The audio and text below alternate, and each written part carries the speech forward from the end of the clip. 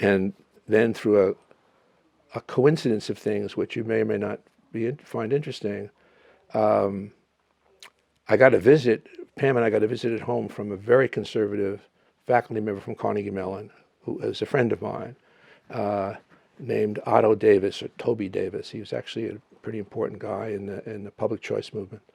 I think he may have done one of the first articles or two on the theory of the second best.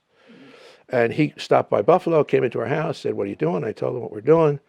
He said, "Suppose I could help you get a committee which would let you do a radical dissertation at Carnegie Mellon," which is unheard of. It's never been done, was never done before. It hasn't been done since.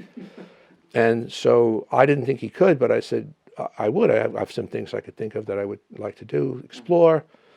And so he went back and he got Leonard Rapping, who is a famous conservative, very conservative, Chicago school labor economist who was on the editorial board of the American Economic Review, I think, at that time.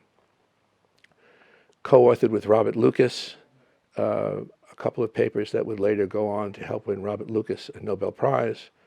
And Leonard created for Leonard a really headache later when he thought that if he had stayed doing that kind of work with Lucas, maybe he would have gotten a Nobel Prize.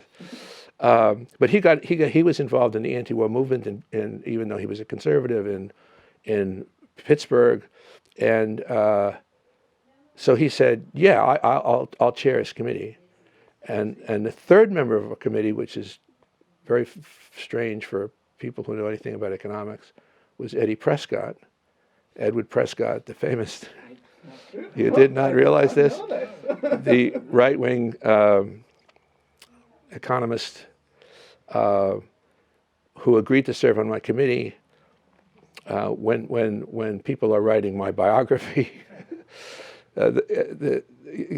how do you explain such a thing? And the answer is, I played rugby with Eddie Prescott for several years on the Pittsburgh rugby club, and so he was a friend. He's kind of he's a strange and quiet man, but I helped him home every once in a while after practice from the after practice drinking.